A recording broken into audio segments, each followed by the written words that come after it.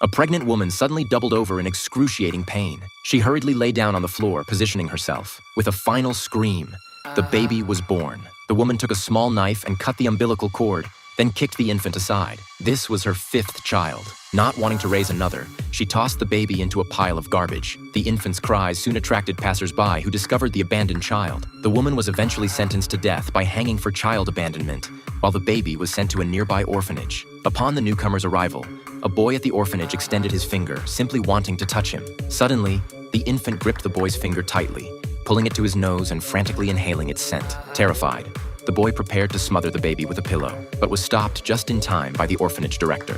Little did she know that this infant would grow to become a demon who would strike fear into the hearts of all. By age 5, Mark discovered he could use his extraordinarily sensitive sense of smell to dodge apples thrown at him. When he turned 13, the director sold him to a tannery to fund the orphanage. Life there was extremely harsh. The average worker's life expectancy was only 5 years. Yet Mark survived, driven by his yearning for the wealthy district across the river. One day, the foreman sent Mark to deliver goods in the city. Walking through the affluent neighborhoods, Mark greedily inhaled the various fascinating scents around him. Outside a perfume shop, he became entranced, unable to move. Just then, a unique fragrance captivated him completely. Mark hurriedly followed it to its source, a young girl's natural scent. Without hesitation, he pressed against her back, inhaling deeply. The terrified girl screamed loudly. To avoid exposure, Mark clamped his hand over her mouth with such force that he accidentally suffocated her. As her life ebbed away, the fragrance on her body gradually dissipated. Back at the tannery, Mark lay awake all night. He desperately wanted to learn how to preserve scents. On his next delivery,